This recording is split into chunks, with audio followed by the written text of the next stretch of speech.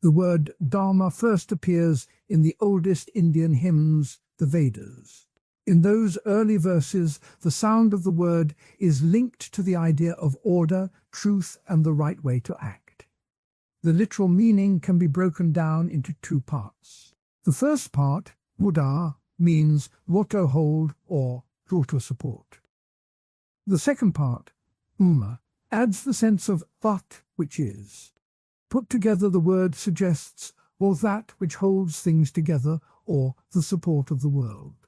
In the Rig Veda, the poet says, Dharmam idam, which can be read as with this Dharma, pointing to a principle that keeps the world in balance. The early Upanishads, such as the Brihadaranyaka and the Chandogya, use the same word when they speak of the inner law that guides a person's thoughts and actions. In the Brihadaranyaka Upanishad, a sage says, Dharmo hai satyam, meaning Dharma is truth. This simple definition already hints that Dharma is more than a rule. It is a living truth that holds life together. When the early sages talk about Dharma, they are not writing a law code. They are describing a pattern that appears in daily life. Imagine a child who shares his mango with a hungry brother. The act of sharing is a tiny piece of Dharma because it holds the family together. Another everyday picture is a person who keeps a promise to meet a friend at sunset. By keeping the promise, the person supports trust, and trust is a thread that holds the community together. Both examples show how Dharma works as a support for the world, just as a rope keeps a bundle of sticks from falling apart. The Vedic poets also connect Dharma to the natural world. In the Samaveda, a hymn praises the river that follows its course without turning away. The river's steady flow is called Bhuta, a word that later merges with Dharma. The idea is that just as the river follows its path, a person should follow the path that keeps things in balance. In this sense, Dharma looks like a rule that the world follows, but it also feels like a deeper rhythm that lives inside each being. Later sections of this video will explore how this early idea of Dharma grows into the concept of duty, or karmic duty, and how it links to the larger cosmic order called Ta. The connection will become clearer when the story of a king who claims Dharma as a guide is told, and when the modern interpretation of duty in everyday life is examined. A first historical anecdote comes from the time of the Vedic priest named Vashistha. According to the Rig Vedic legend, Vashistha was asked by the king to bless a new harvest. The priest looked at the fields, at the sun, and at the people who worked the soil. He said, "When the farmer gives a portion of his grain to the hungry, the field will sing, and the world will stay whole." He then performed a simple ritual, offering a handful of grain back to the earth. The story ends with the harvest doubling, and the people saying that the priest's words were Dharma in action. The anecdote shows that even in the earliest days, Dharma was seen as a living support that could bring real benefit when it was followed. A second anecdote is about the ancient ruler named Snooze, who appears in the Rig Veda as a king who fought the battle of the 10 kings. After the battle, Snooze gathered his council and said, "Our victory is not because of swords alone, but because we kept the law of Dharma." He promised to protect the weak, to give food to the poor, and to keep his word to his allies. The Vedic hymn records his promise, "I will hold the world by Dharma, and the world will hold me." Snooze's claim that Dharma guided his rule set a pattern that later kings would repeat, using Dharma as a banner for just rule. These two stories illustrate how early Indians saw Dharma as both a personal habit and a public principle. The priest's simple sharing of grain shows Dharma in a private, everyday act. The king's public pledge shows Dharma as a guide for governance. Both use the same word, but they apply it at different scales. Even with these vivid pictures, some thinkers have asked whether Dharma is just a set of social rules. One counter-argument says that Dharma can be reduced to the customs that keep a village running smoothly. In this view, Dharma is a list of duties, feed the family, obey the elders, follow the law. The argument points out that many societies have similar lists, and that Dharma does not need any special cosmic meaning. It is simply a way to keep order, like traffic lights keep cars moving without crashing. This view is comfortable because it lets people think of Dharma as something they can change if the customs change. A second counterargument pushes back against the idea that Dharma is only a social rule. It asks whether Dharma can exist without people. If Dharma were only a set of human agreements, then a deserted island would have no Dharma at all. Yet the early Upanishads speak of Dharma as something that holds the universe together even when no one is watching. The Chandogya Upanishad says, "All that is Dharma," suggesting that Dharma is a principle that exists independent of human law.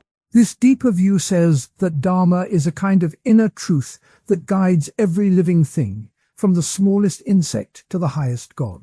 Both counterarguments have merit, and the tension between them will be explored later when duty and cosmic order are examined in detail. The video will later ask whether duty is a personal choice or a universal law, and whether the cosmic order is a story we tell to feel safe or a real pattern that science can see. To bring the idea home, consider a modern example of sharing food. A neighbor brings a plate of cookies to a friend who is ill. The neighbor does not expect a reward. The act simply eases the friend's pain. In the language of Dharma, the neighbor is holding the world together by giving what is needed.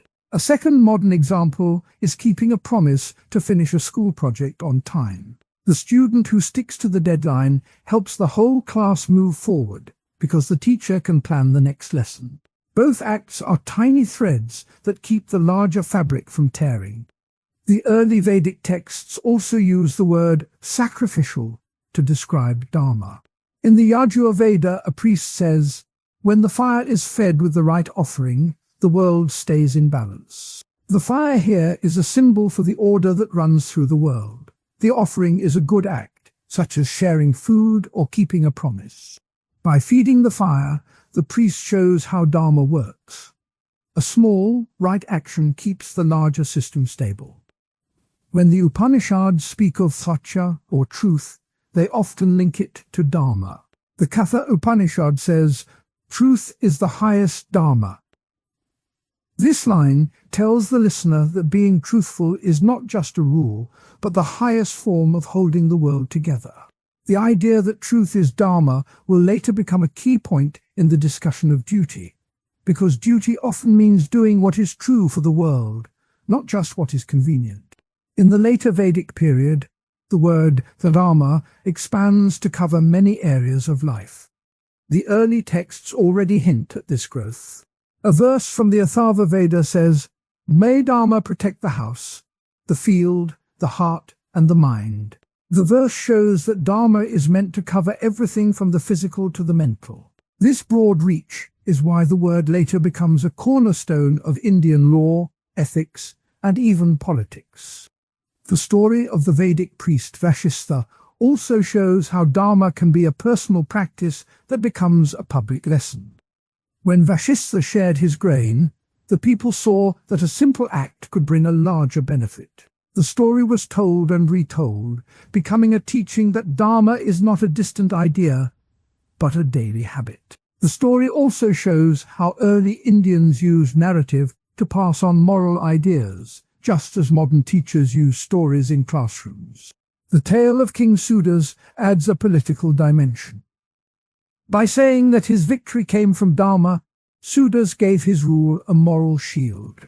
Future kings would repeat his claim, using Dharma to justify wars, treaties, and reforms. This political use of Dharma shows that the word can be a banner for power, not just a private virtue. It also sets up a later discussion about how Dharma can be used to hide selfish motives behind a claim of universal order. In the early Upanishads, the idea of Hrina Dharma appears. A sage in the Chandogya Upanishad asks a student, "What is the fire that burns inside you?" The student answers, "It is Dharma." The sage explains that the inner fire is the desire to act rightly, to keep the self in balance. This inner fire is what later philosophers call conscience. The concept links the external order of the world to an inner sense of right and wrong. It also gives a bridge to the modern idea that each person has a built-in guide for what is right. The early Vedic poets also used analogies to help listeners understand Dharma. One hymn compares Dharma to the sun's rays that warm the earth. The sun does not choose who to warm. It simply shines. In the same way, Dharma shines on all beings, giving them the right direction.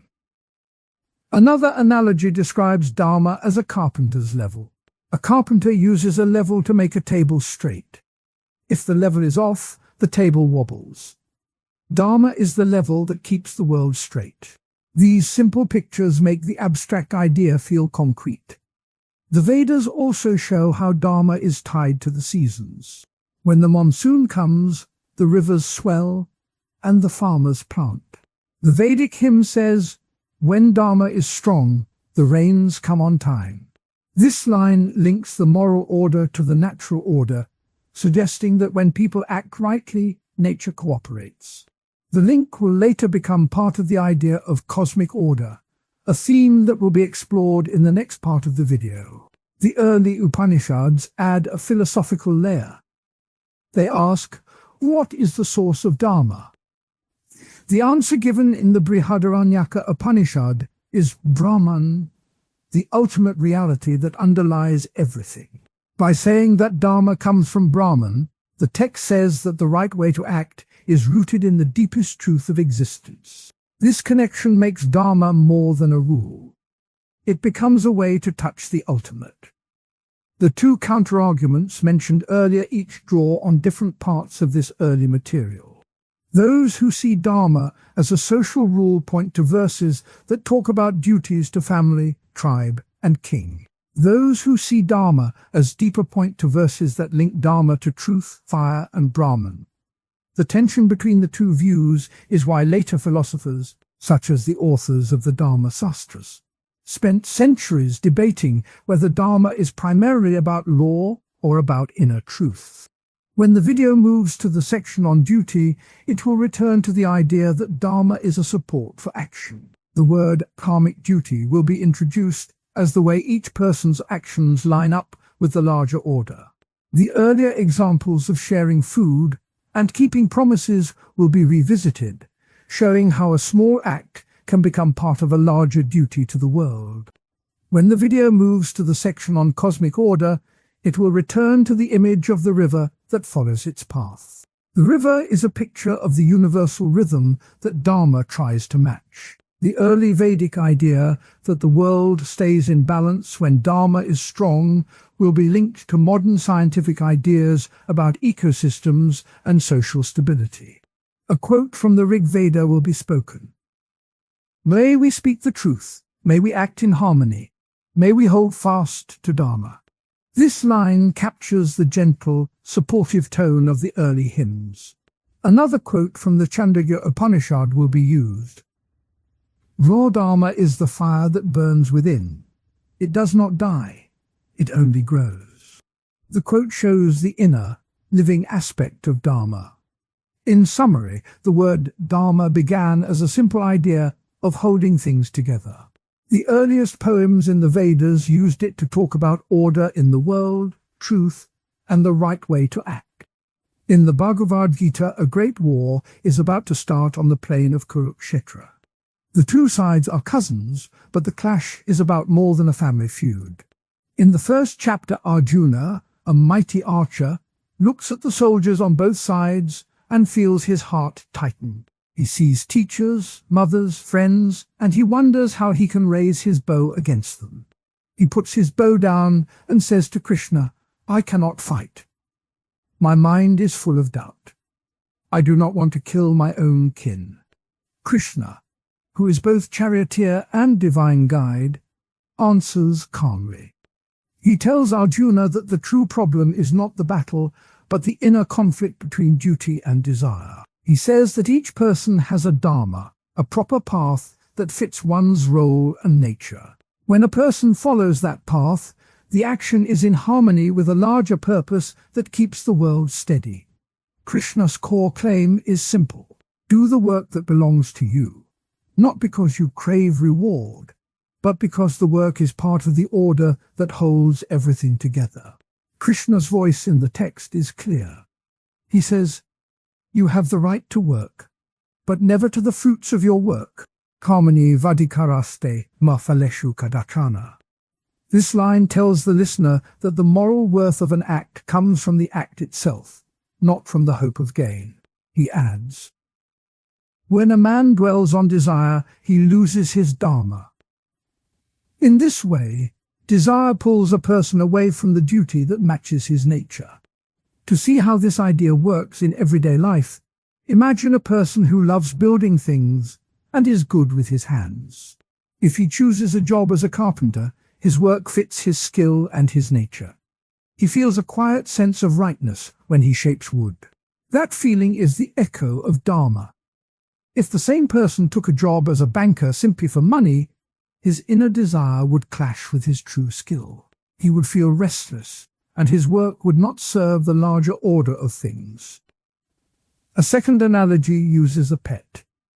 A dog needs a walk, food, and love. The owner's duty is to provide those things. When the owner takes the dog for a walk each morning, the act is not done for praise, but because it matches the owner's role as caretaker.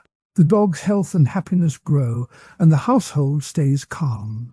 If the owner ignored the dog because he wanted to sleep longer, the pet would suffer and the peace of the home would break. The owner's duty, like Dharma, ties personal action to a larger well-being. Krishna's teaching does not stop at personal jobs or pets. He places the individual's duty inside a cosmic pattern. He says that the world runs like a great machine, and each part must do its job. When all parts work as they should, the machine runs smoothly. This view links personal action to the health of the whole world. Critics have raised strong objections to this view. One line of criticism says that the Gita's message can be used to justify war. They point to Krishna's instruction that Arjuna should fight his own relatives. They argue that if duty means fighting even when it hurts loved ones, then any leader can claim that war is a duty and ignore the cost of human life. The critic writes, "The Gita turns the tragedy of war into a noble act, hiding the horror behind a veil of duty." This view sees the text as a tool that lets rulers press soldiers into battle while saying they are doing a higher good. A second criticism comes from those who think the Gita forces people to follow orders even when the orders are immoral. They say that if Dharma is tied to one's social role, then a person may be told to do something wrong simply because it is part of his caste or job. They point to historical cases where people claimed they were only following Dharma when they took part in oppression. The critic argues, when duty is placed above conscience, the moral compass can be lost. This view warns that the Gita's idea can be twisted to silence dissent. The story of Arjuna and Krishna is set on a real battlefield that has become a symbol in Indian history. The plain of Kurukshetra was a real place where ancient armies met. The Gita records the moment when a warrior pauses at the edge of a field and asks a divine guide for help. This setting shows that the discussion of duty is not abstract. It happens in the heat of a real conflict. The image of a charioteer speaking to a prince while arrows rain down gives the dialogue a vivid, urgent feel. A later medieval scholar, the 12th century philosopher Vidyaranya, offered his own reading of the Gita. Vidyaranya wrote that Krishna's advice is not a call to fight for power, but a call to act in line with the eternal law that guides all beings. He explained that the battlefield is a picture of the inner mind, where thoughts clash like soldiers. For Vidyaranya, the true war is the fight against selfish desire. His interpretation helped later thinkers see the Gita as a guide for inner peace, not just a war manual. The idea of Dharma in the Gita goes back to the Vedas, the oldest Indian scriptures. The Vedas speak of Murta, a word that means the natural order that holds the world together. Dharma grew out of this concept, turning the cosmic order into a guide for human behavior. The Gita takes that ancient seed and plants it in the story of a prince who must choose between his heart and his role. By linking personal duty to the larger order, the Gita bridges the Vedic vision of a balanced world with the human need for direction. Modern thinkers still talk about the same problem. In professional ethics, for example, a doctor is told to heal patients, not to chase profit. The doctor's duty is to care, even when the system pushes for more money. In technology, engineers are urged to design safe AI, not just to create the newest gadget. The same idea that personal work should match a larger purpose appears in these discussions. When a programmer writes code that protects user privacy, that act aligns with a broader duty to respect human dignity. The conversation that began on Kurukshetra now echoes in boardrooms and labs. Another modern example comes from environmental activism. A farmer who uses sustainable methods follows a duty to the land. The farmer's daily work helps keep the soil healthy, which benefits the whole community. This mirrors Krishna's claim that each action, when done for the right reason, supports a larger good. The farmer's choice shows how Dharma can be a guide for today's climate challenges. The Gita also offers a simple tool for everyday decision-making. When faced with a choice, a person can ask, "Is this action in line with my role and my nature?" If the answer is yes, the action fits Dharma. If the answer is no, the person may be chasing desire. This question helps keep the mind steady, just as Krishna steadied Arjuna's trembling heart. Krishna's teaching also includes a warning about attachment. He says that clinging to the result of an act can bind a person to suffering. By letting go of the need for a specific outcome, a person can act freely and stay calm. This advice is useful for anyone who feels pressure to win at work, school, or sport. The calm mind that follows duty can act without fear of loss. In the dialogue, Arjuna finally asks, "If duty is so clear, why do I feel fear?" Krishna replies that fear comes from seeing the world only as a collection of separate people. He tells Arjuna to see the self as part of a larger whole. When one sees the self as connected, the choice to act for the common good feels natural.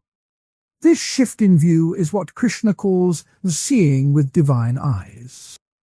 It is a simple way to move from personal worry to a broader sense of purpose. The Gita's message has been taken up by many leaders. Mahatma Gandhi read the text and said that the idea of selfless service shaped his principle of non-violent resistance. He saw Dharma as a call to act for truth, even when the path is hard. In this way, the ancient dialogue continues to influence modern ideas of justice and responsibility. Even critics who see the Gita as a war manual can agree that the text forces readers to think about why they act. The debate itself shows that the Gita raises a timeless question. Should a person follow what society expects, or should a person follow what feels right inside? Krishna's answer leans toward the inner sense that matches one's true role. The discussion keeps the text alive in classrooms, temples, and online forums. To sum up, the Bhagavad Gita presents a conversation that moves from a battlefield to the inner mind. Krishna, the divine teacher, tells Arjuna that Dharma is the alignment of personal action with a larger purpose. He uses simple language, urging the warrior to act without craving reward. Everyday analogies, such as picking a job that fits one's skill or caring for a pet, show how the idea works in daily life. Critics argue that the same teaching can be twisted to justify war or suppress conscience. Historical anecdotes, from the real field of Kurukshetra to Vidyaranya's medieval reading, illustrate how the story has been understood over time. The roots of Dharma lie in the Vedic notion of cosmic order, and modern debates about professional duty, AI ethics, and environmental care show that the Gita's core message still matters. By remembering Krishna's calm voice, anyone can ask whether their actions fit the larger pattern that holds the world together. In the ancient world, the idea of Dharma was tied not only to personal duty but also to the way society was organized. The classic texts speak of two ways of ordering life: the division of people into varnas, or social classes, and the division of a single life into ashramas, or stages. This double system was meant to keep the whole community in balance, like a well-tuned clock, where each gear has a clear job. The earliest written source that spells out the rules for varna and ashrama is the Manusmriti, a law code that is said to record the teachings of the sage Manu. In chapter 1, Manu declares, "Each being is born into a class that matches his nature, and he must act according to the duties of that class." The text then lists 4 varnas: the Brahmins, who study and teach; the Kshatriyas, who protect; the Vaishyas, who trade; and the Shudras, who serve. It also lays out 4 ashramas: the student stage, brahmacharya; the householder stage, grihastha; the forest dweller stage, vanaprastha; and the renunciate stage, sannyasa. The combination of class and stage creates a matrix of duties that guide a person from birth to death. Manu's ideas were taken up by later commentators, such as the medieval scholar Medhatithi. He wrote that a Brahmin's dharma in the student stage is to study the Vedas, while a Kshatriya's dharma in the same stage is to learn the art of war. In the householder stage, a Vaishya's duty is to manage trade and support the family, and a Shudra's duty is to help with household tasks. The commentators added that the ashramic stages are meant to match the natural growth of a person, first learning, then working, then withdrawing, then freeing the mind. The logic behind this system can be seen in a simple example. Imagine a student who spends his days in a school, listening to teachers, doing homework, and practicing discipline. In the Dharma view, that student is living the brahmacharya stage. If the student belongs to a family of traders, his later duty as a householder will be to run a shop, keep the books straight, and provide for his children. The student's early focus on study prepares him for the later role of managing a business. In the same way, a parent who cares for children, cooks meals, and repairs the roof is fulfilling the grihastha stage. The parent's work keeps the family stable, which the Dharma system says is essential for the whole society. One of the strongest arguments in favor of this order is that it creates a clear set of expectations. When each person knows what is expected at each stage, there is less confusion about who should do what. The ancient sages believed that this clarity prevents conflict. If a warrior tried to become a priest, the argument goes, the community would lose the protection it needs. If a merchant tried to become a teacher without the proper training, the knowledge would become shallow. By keeping each class within its own sphere, Dharma aims to keep the whole social machine running smoothly. Another argument comes from the idea of natural fit. The texts say that people are born with certain qualities that match a particular varna. A child who shows a love for learning and a calm mind is said to have the nature of a Brahmin. A child who shows bravery and a sense of justice is said to have the nature of a Kshatriya. The system therefore claims to respect the inner nature of each individual, allowing them to grow where they are most suited. However, critics have pointed out that the system can become rigid. One common counterargument says that the claim of natural fit can be used to lock people into a class they cannot leave. In practice, a child born into a Shudra family may never be allowed to study the Vedas, even if he shows great talent for it. The argument is that the rules become a wall, not a guide. The critic quotes a line from the Manusmriti that reads, "A man shall not change his varna, even if he wishes to do so. This line is taken to show that the law can block personal growth. A second counterargument focuses on discrimination. The critics say that the four-varna model puts some groups at a permanent disadvantage. The Shudras and those outside the system, called untouchables, are assigned tasks that are seen as lowly and are often denied access to education and religious rights. The critic points to the story of a young boy from a Shudra family who wanted to become a teacher but was turned away by the village council. The council cited the law that says, "The teacher's seat is reserved for those of the Brahmin class." The story illustrates how the system can be used to keep power in the hands of a few. Historical anecdotes help to see how the ideas were applied and challenged. The first anecdote comes from the time when the Manusmriti was first written down, around the 2nd century BCE. A king named Chandragupta is said to have asked scholars to compile the laws that would keep his kingdom stable. The scholars gathered the teachings of Manu and produced the code that listed the duties of each Varna and Ashkara. The king's court used the code to settle disputes, such as a case where a Kshatriya tried to claim a piece of land that a Brahmin's family had been farming for generations. The code said that the Brahmin's right to the land was protected because his Varna gave him the duty of preserving learning, which required a stable home. The second anecdote comes from a later period, when reformers began to question the caste duties. In the early 19th century, a social reformer named Jyotirao Phule started a school for children of lower castes in Maharashtra. He wrote, "If a child is born with a mind that can learn, the law that says he cannot study is a false rule." Phule's school offered reading, writing, and arithmetic to children who were traditionally assigned the Shudra or untouchable status. The school faced strong opposition from the local priests, who claimed that the ancient Dharma code forbade teaching the Vedas to those castes. Phule's effort sparked a wider movement that eventually led to legal changes and the opening of public schools to all children. Real-world applications of the Varna ashrama idea can still be seen in modern life, even when the language has changed. In many families, the expectation that the eldest child will finish school before helping with the family business echoes the student to householder transition. A young person who studies hard, then takes over a family shop, is following a pattern that mirrors the ancient stages.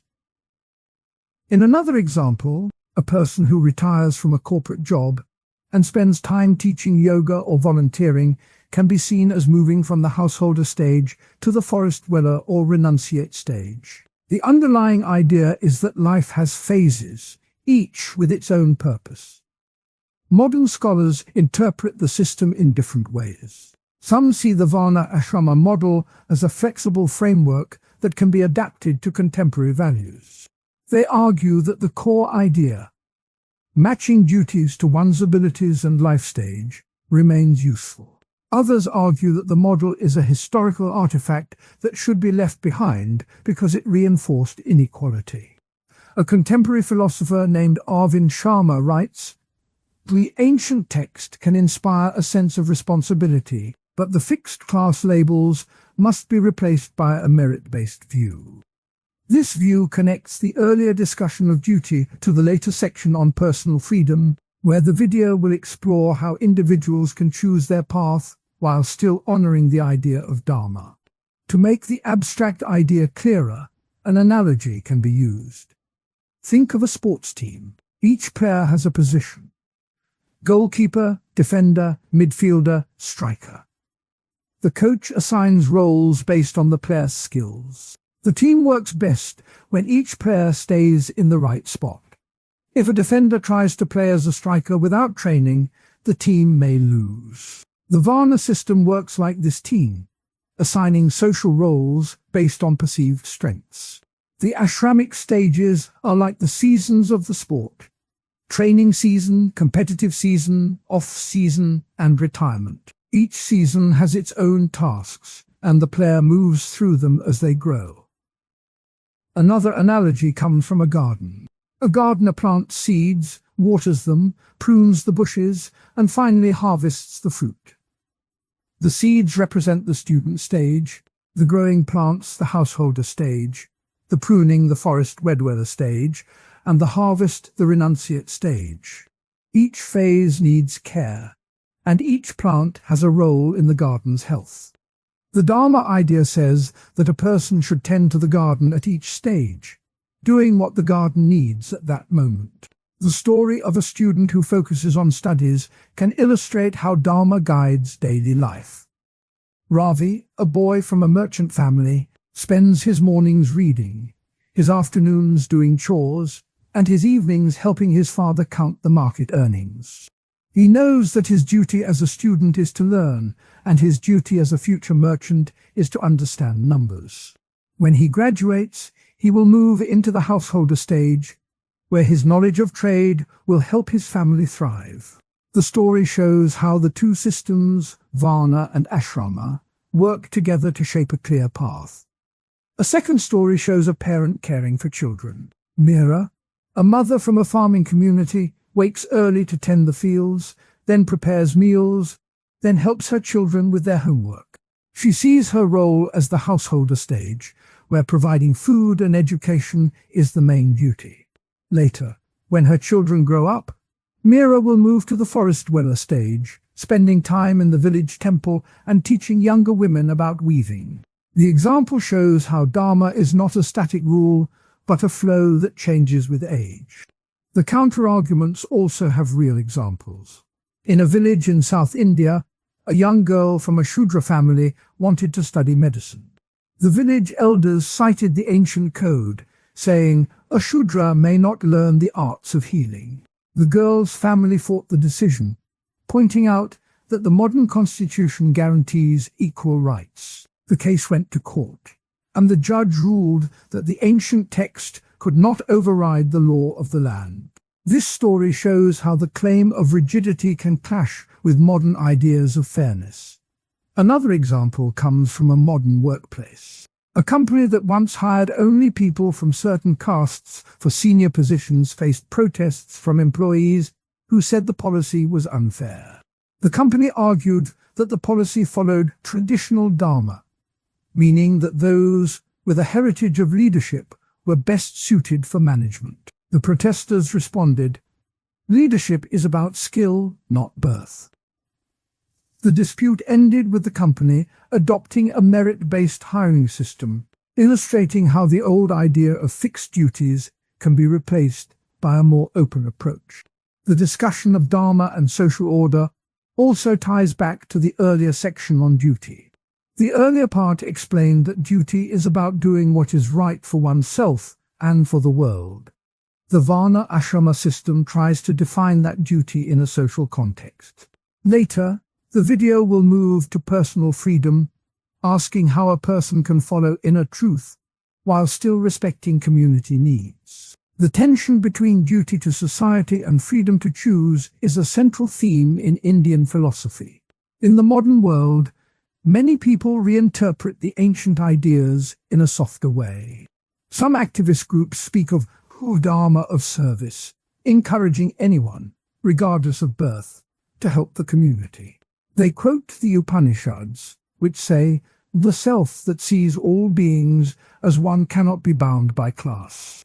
This view blends the old respect for duty with a new sense of equality. Another modern take comes from the field of education. Teachers often speak of student Dharma, meaning that every child has a right to learn, no matter the family background. This idea flips the ancient rule that only certain classes may study the Vedas. By using the word Dharma in a broader sense, educators keep the spirit of duty to knowledge alive while dropping the class barrier. The ancient texts also contain a warning about misuse of the story of Dharma as a cosmic law begins far back in ancient India. In the early Upanishadic texts, sages spoke of a hidden order that runs through everything. They called this order Chukra, a word that means truth, order, and balance. The sages said that when a river follows its banks, it is obeying Shota. When a night follows day, it is obeying. In the same way, they said, all life follows a deeper pattern that they called Dharma. One early sage, often named Yajnavalkya, taught that Dharma is not just a rule for people. He said it is the rule that holds the whole world together. He wrote, all that moves and all that stays is bound by the same law. This line shows that Dharma is seen as a force that works like a clock. A clock keeps time without anyone pulling a rope. It ticks on its own. In the same way, Dharma moves the world forward without anyone needing to push. Another early thinker, Udalaka Aruni, used a different picture. He said that Dharma is like a seed that grows into a tree. The seed does not need a farmer to tell it how to grow. It knows the right way to push its roots down and its leaves up. The seed follows Dharma, the natural law that tells it how to become a tree. The Upanishads repeat this idea in many places.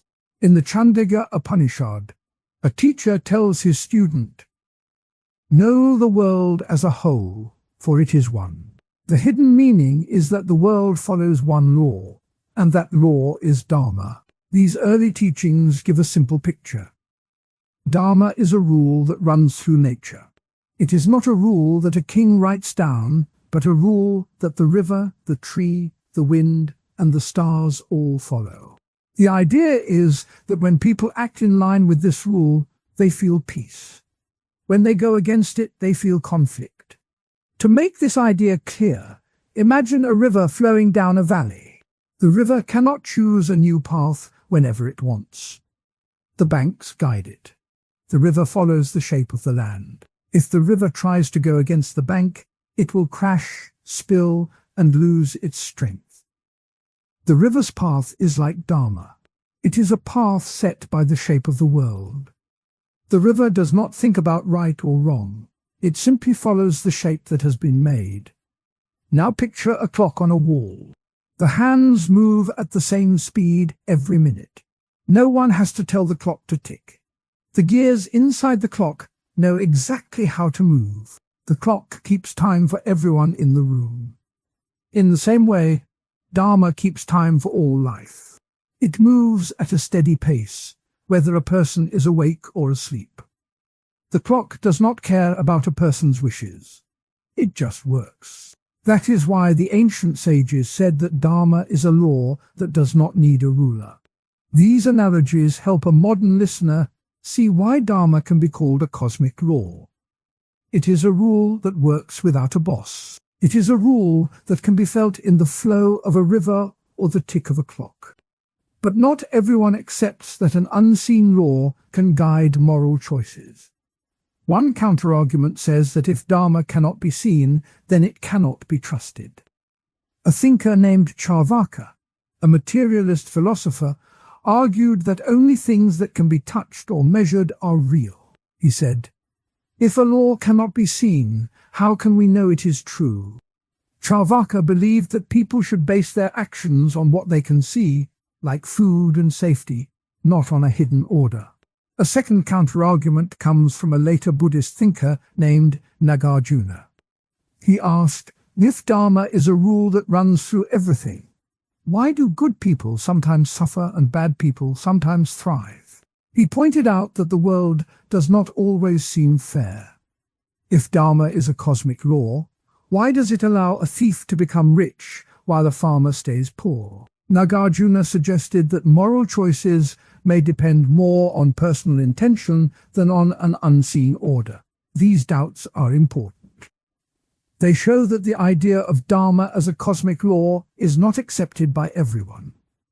The doubts also push the discussion forward. They make people ask how to see Dharma in daily life. History offers stories that illustrate both the power and the danger of ignoring Dharma. One legend tells of King Harishchandra. He was known for his honesty, but one day a drought hit his kingdom.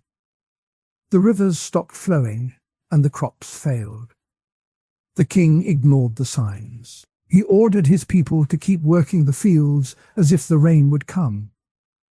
He also refused to pray to the gods or to ask for help. As the drought lasted, the kingdom fell into famine. The people grew thin, and the king's own health faded. Finally, the river broke its banks and flooded the palace, destroying what remained.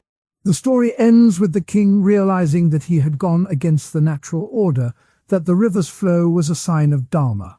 He begged the river for forgiveness, and the waters receded. The legend teaches that ignoring natural signs can bring disaster. A second story comes from a monk named Bhadrakati, who lived in a forest monastery. He spent many years watching the seasons. He saw how the trees shed leaves in autumn, how the rivers rose in monsoon, and how the sun moved across the sky. He wrote in his notebook, "When the leaves fall, they do not resist. When the river swells, it does not fight. I must learn to move with the world." By observing the cycles, the monk felt a deeper sense of Dharma. He began to teach his fellow monks to align their daily chores with the sunrise and sunset. He said, "When we rise with the sun, we honor the order of the world." The monk's life shows how careful observation can help a person feel the hidden law. These two anecdotes give a human face to the abstract idea. The king's story warns of the cost of ignoring Dharma. The monk's story shows a way to tune into it. Both stories link the big idea of cosmic law to everyday life. The idea of Dharma as a cosmic law also appears in modern thought. Some scientists talk about natural laws that govern physics, chemistry, and biology. They say that the same way gravity pulls objects down, a deeper rule may pull actions toward balance. In psychology, the concept of homeostasis describes how the body keeps itself steady. When a person feels stress, the body works to bring back calm. This can be seen as a tiny version of Dharma, a rule that keeps things in balance. In modern Hindu thought, the Bhagavad Gita gives a clear picture. In chapter 3, verse 34, Krishna says, "All actions are bound by Dharma, just as fire is bound by heat." The verse means that every act follows a rule, just as fire cannot exist without heat. The Gita also says that a person who follows Dharma will find inner peace, even if the world seems chaotic. This shows that the ancient idea still lives in today's books. The concept also appears in modern environmental ethics. When people talk about living in harmony with nature, they often echo the ancient view that Dharma is the order of the world. A farmer who plants crops according to the seasons, who does not overfish a river, is acting with Dharma. He respects the natural flow, just as the river respects its banks. This practical view turns the abstract idea into a daily habit. Two concrete examples illustrate this. First, a community in the Himalayas decided to stop cutting trees on a steep slope. They noticed that after a heavy rain, the slope slid and damaged homes. By listening to the land, they changed their practice. They planted trees that held the soil, and they built terraces that followed the shape of the hill. Their new way of living matched the natural order, and the landslides stopped. The community saw that following the hidden law of the land kept them safe. Second, a city in Japan built a water system that mimics a river's flow. Instead of forcing water through straight pipes, engineers created channels that curve and slow down, letting the water settle before it reaches homes. The design reduces floods and saves energy. The engineers said they were inspired by the idea that water follows its path naturally, just as Dharma guides life. Their work shows how the ancient idea can shape modern technology. These examples connect the ancient teachings to today's world. They also link back to the earlier part of the video that talked about ethics. When a person thinks about right and wrong, they can ask, "Am I moving with the natural order, or am I pushing against it?" That question brings the cosmic view of Dharma into personal practice. To bring the idea home, the narrator can offer a simple practice. Each morning, a person can watch the sunrise. When the light appears, they can take a breath and set an intention to act in line with the day's flow. When the sun moves across the sky, they can notice how their mood changes. If they feel resistance, they can ask, "Is this resistance like a river trying to go uphill?" By seeing the day as a river, the person can choose to go with the current instead of fighting it. Another practice comes from the monk's story. A person can keep a small journal of the seasons. They can note when the leaves turn, when the rain comes, when the wind is strong. By writing these observations, they learn the rhythm of the world. Over time, they may notice that their own feelings follow the same rhythm. When they are tired, they may rest, just as a tree rests in winter. When they feel energetic, they may work, like a river in spring. This simple habit helps a person feel the hidden order. Quotes from the primary sources add weight to the story. The Upanishad says, "He who sees all beings in the self, and the self in all beings, never feels separation." This line hints that the hidden law binds everything together. The Bhagavad Gita adds, "Now do your duty, but do not cling to the results." This teaching tells a listener to act according to Dharma, not to chase personal gain. When the video moves to the next section on ethics, the link is clear. Ethics is about choosing right actions. Dharma as a cosmic law says that right actions are those that fit the natural order. If a person harms the environment, they are going against that order. If a person helps a neighbor, they are moving with it. The moral choice becomes a question of alignment with the world's flow. In personal practice, the idea of Dharma as a cosmic law can be a quiet guide. It does not need a loud voice. It can be felt in the wind, in the sound of a clock, in the way a river moves. When a person pays attention, they can hear that guide. They can ask themselves, "Am I flowing like water, or am I stuck like ice?" The answer can shape how they act each day. The story of the king and the monk, the analogies of river and clock, the doubts of Charvaka and Nagarjuna, and the modern examples all point to one central thought. Dharma is not just a rule written on stone. It is a pattern that runs through the whole world. It is a pattern that can be seen in nature, felt in the heart, and used to choose right actions. By seeing Dharma as a cosmic law, a person can find a calm path through the busy world. The next part of the video will explore how this cosmic view of Dharma shapes ethical theory. It will show how the ancient idea still helps people decide what is right, how to treat others, and how to live with the world. The journey continues, guided by the same hidden order that the river follows, that the clock keeps, that the ancient sages felt, and that modern minds still study. The story of Dharma in Buddhist thought begins with a man who left a life of comfort to seek an answer to suffering.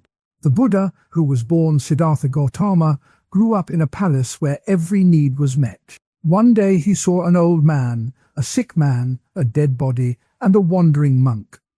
Those four sights showed him that life is full of change, pain, and loss. He left his home, his family, and his wealth to find a way out of that condition. After years of meditation, he sat under a Bodhi tree and entered a deep state of calm. In that stillness, he realized a truth that would become the core of Buddhist Dharma. He heard a voice that said, "Know the truth of the way, and you will be free." The Buddha called that truth Dharma, the law that governs the rise and fall of all things. In the early Buddhist texts, such as the Dhammapada and the Sutta Pitaka, Dharma is described not as a set of duties given by a god, but as the pattern of reality itself. The Buddha said, "All conditioned things are impermanent," a line that appears in the Anicca Sutta. He also taught, what is the noble truth? That suffering exists, that it has a cause, that it can end, and that there is a path leading to its end. That path is the Eightfold Path, and it is the practical expression of Dharma in Buddhism. The word Dharma here means the truth about how things work, the way things are, and the right way to act so that the mind can see that truth. The Buddha's first sermon, delivered at the Deer Park in Sarnath, shows how he reshaped Dharma from a ritual rule into a living guide. He spoke to 5 former companions who had once followed him as princes. He said, "Listen, monks, to the truth of the 4 noble truths. This is the Dharma that leads to the end of suffering." The crowd that gathered heard a new kind of teaching. It was not about offering sacrifices to a deity, but about seeing the mind clearly. The Dharma that the Buddha taught was a map that showed how to move from confusion to calm. One of the earliest commentators, the monk Buddhaghosa, wrote that Dharma in Buddhism is the teaching that points out the way out of the storm of desire. He used a simple picture. Imagine a boat stuck in a whirlpool. The whirlpool is the cycle of craving and aversion. Dharma is the rope that the boat can hold onto to pull itself out. This image makes the abstract idea easy to feel. The rope is the practice of mindfulness, the steady breath, the kind speech. By holding onto that rope, the boat moves towards safe shore. Everyday life offers many chances to see this Dharma in action. When a person feels stress, the breath can become shallow and fast. The Buddhist teaching suggests a simple practice. Notice the breath, count each inhale and exhale, and keep the mind on the feeling of air moving in and out. This mindful breathing is a direct use of Dharma. It follows the pattern that the mind, when it stays with the breath, does not jump to worry. The breath becomes a calm anchor, and the storm of thoughts settles. The practice shows that Dharma is not a distant philosophy, but a tool that can be used in a traffic jam, a crowded office, or a quiet room. Another common scene is a disagreement with a friend or a family member. The mind may want to shout, to blame, to win. The Buddhist Dharma advises to choose kind words instead. A simple example. When someone says something that hurts, one can pause, breathe, and answer with, "Why understand how you feel?" rather than with anger. This choice follows the right speech part of the Eightfold Path. It shows that Dharma is a guide for how to act, not a rule imposed from outside. By speaking kindly, the mind stays calm, and the conflict can dissolve.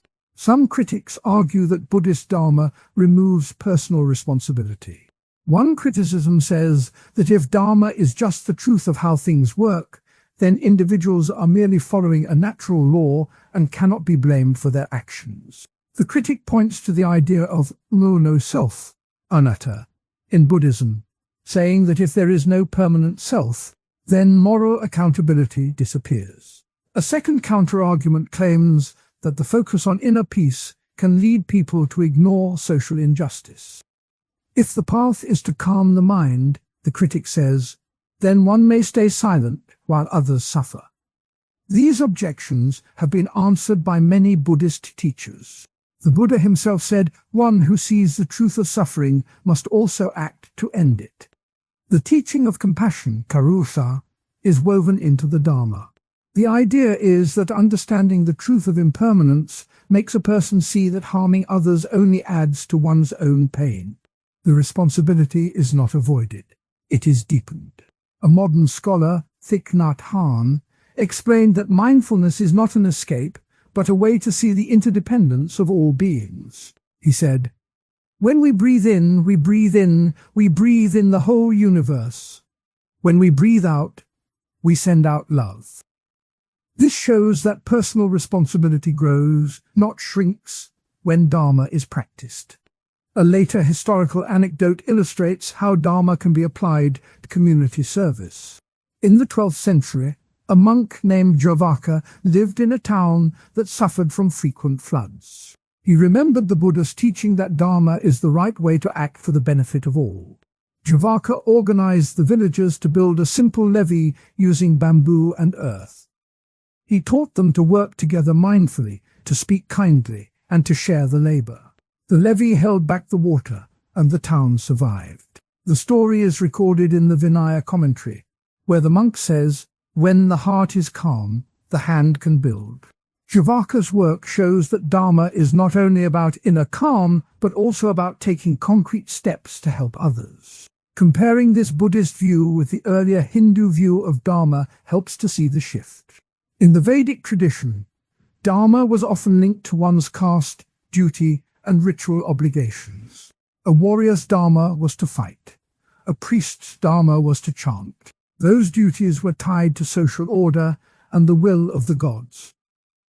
The Buddha, who grew up in that world, questioned whether those external duties could truly end suffering. He turned the word around. Instead of duty imposed from outside, Dharma became the truth that each mind can discover. The shift is like moving from a set of traffic signs that tell a driver where to go to a GPS that shows the driver the best route based on current conditions. Modern applications of Buddhist Dharma continue to grow. In schools, teachers use mindful breathing to help students calm down before tests. In hospitals, nurses use the practice of white speech to speak gently to patients in pain. In business, leaders use the principle of right intention to set goals that benefit both the company and the community. These examples show that Dharma is being used as a practical guide in many fields, far beyond the monastery walls. A contemporary analogy can help to picture this spread. Imagine a smartphone that comes with a basic operating system. The original Hindu Dharma is like the default settings that come pre-installed for each user based on their profile. The Buddhist Dharma is like an app that teaches the user how to customize the system to run smoother, to save battery, and to avoid crashes. The user still has the power to choose what apps to run, but the guidance helps avoid waste and error. In the same way, Buddhist Dharma offers tools for the mind to run efficiently without demanding a fixed role. Another analogy uses a garden. In a traditional garden, each plant has a fixed place and a set of rules about how it must be tended. The Buddhist garden lets each plant grow where the soil and light are best, and the gardener watches the plants, learning their needs, and adjusts the water and shade. The garden thrives because the gardener follows the natural law of growth, rather than imposing a rigid plan. This picture matches the Buddhist teaching that Dharma is the natural order of mind and matter, and that wisdom is the skill to work with it. Quotes from the early texts reinforce the points made. In the Dhammacakkappavattana Sutta, the Buddha says, "There is the noble truth of the way to the end of suffering." In the Mahaparinibbana Sutta, he says, Just as a lamp does not burn itself, a wise person does not cling to self." Both lines highlight that Dharma is a path that leads away from self-centered clinging toward a clear view of reality. The story of the Buddha's first sermon also includes a vivid image. He described the world as a wheel of fire, with beings caught in its heat. He offered a rope of Dharma that could pull them out. The 5 monks who heard that teaching became the first followers, and they spread the rope across India. That image of a rope is repeated in many later texts, showing how the early community saw Dharma as a lifeline rather than a law. Later, the monk Mahakasyapa, who succeeded the Buddha as the leader of the Sangha, used the same rope image to guide monks in a time of war. He told them, "When the world shakes, hold fast to the rope of Dharma, and you will not fall." This shows that even in times of danger, the teaching was seen as a source of stability. In the modern era, a teacher named Pema Chodron writes, "When you notice a feeling of fear, you can either push it away or you can sit with it, breathe, and see it for what it is." This mirrors the early Buddhist instruction to observe the breath and let thoughts pass. It also shows that the core of Dharma, mindful awareness, remains the same, even as the language changes. The practical side of Dharma can be broken down into 3 simple steps that anyone can try. First, notice the breath. Second, notice the feeling that arises. Third, choose a response that does not add more hurt.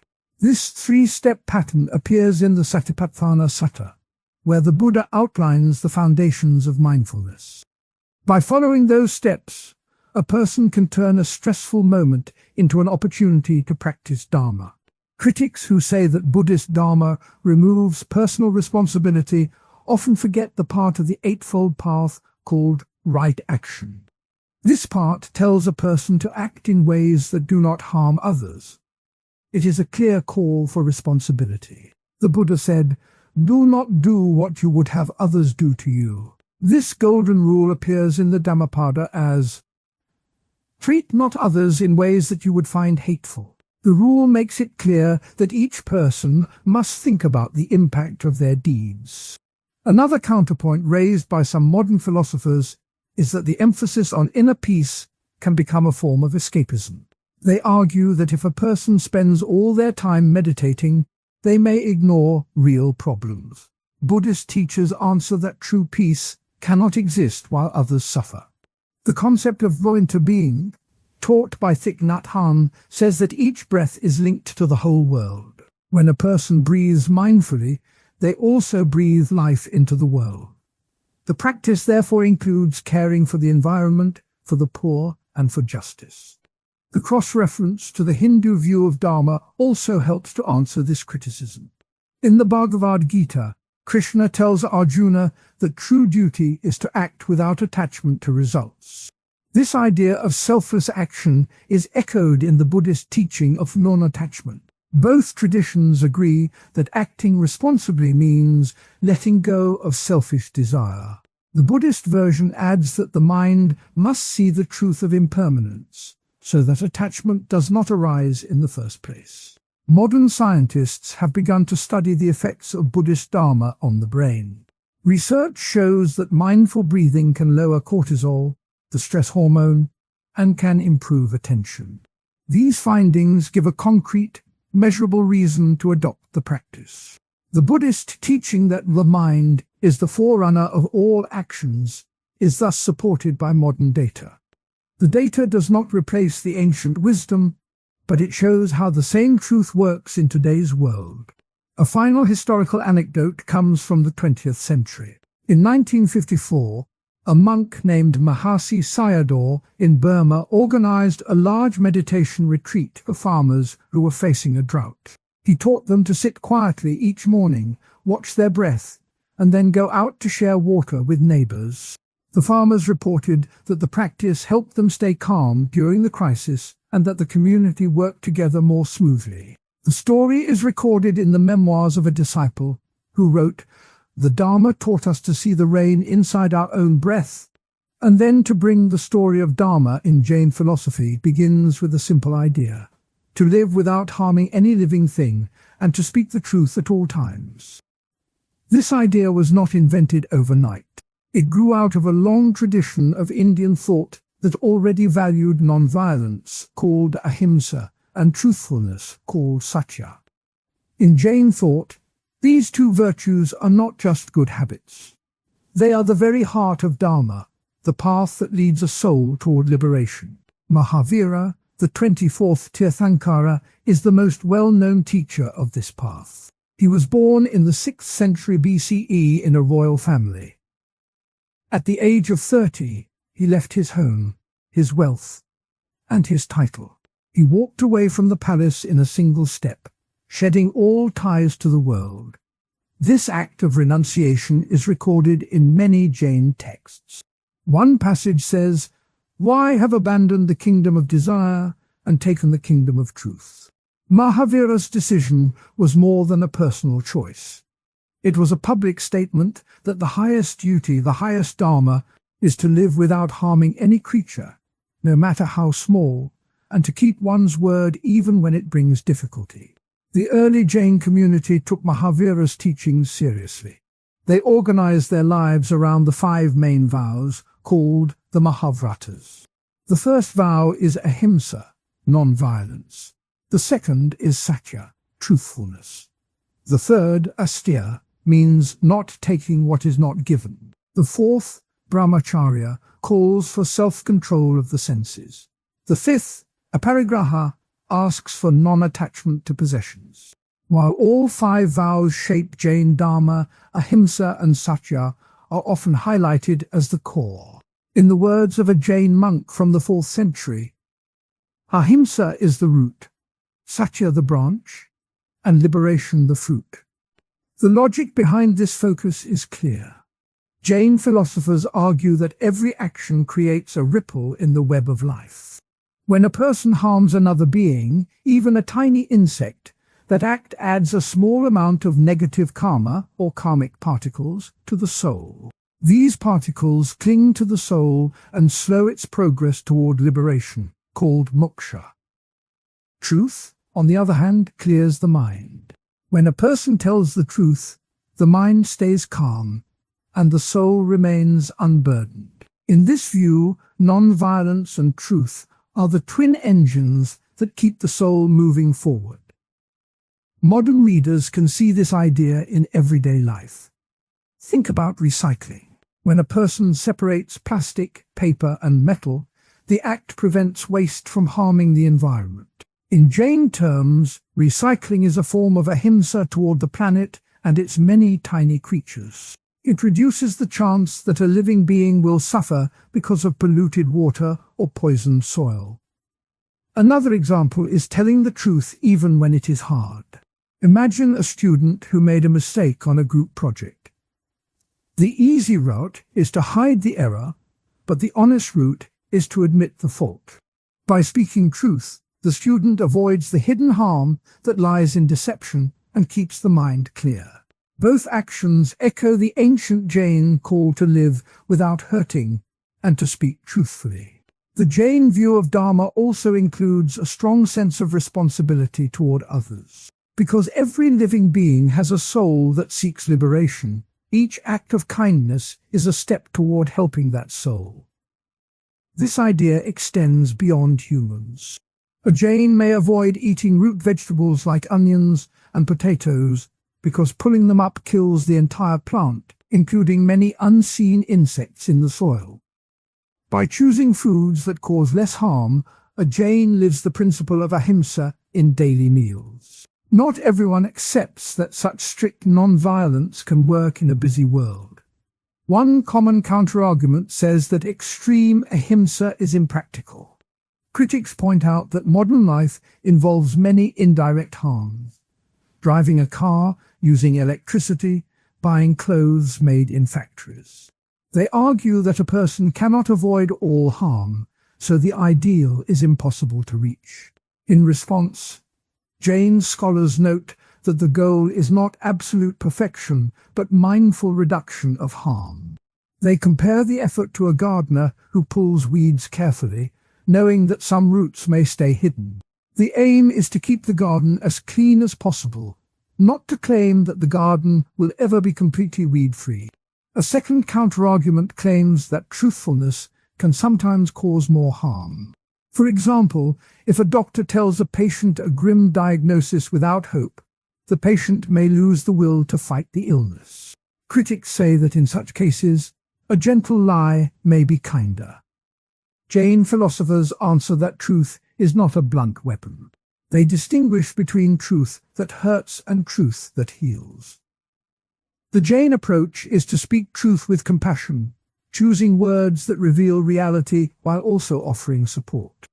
A classic story from Jain literature tells of a monk who, when asked if a king's new law was just, replied, "The law is as it stands, but the heart of the people may find a better way." The monk kept the factual truth, but opened space for improvement, showing that truth can be both honest and caring. Historical anecdotes illustrate how these ideas played out in real lives. Mahavira's own renunciation, mentioned earlier, is a powerful example. When he left his palace, he walked barefoot through a forest, careful not to crush any insects. He covered his mouth with a cloth to avoid inhaling tiny creatures. He even wore a mask made of silk to protect the smallest life forms from his breath. This act of extreme care set a standard for future Jains, showing that Dharma can be practiced even in the most ordinary moments of walking and breathing.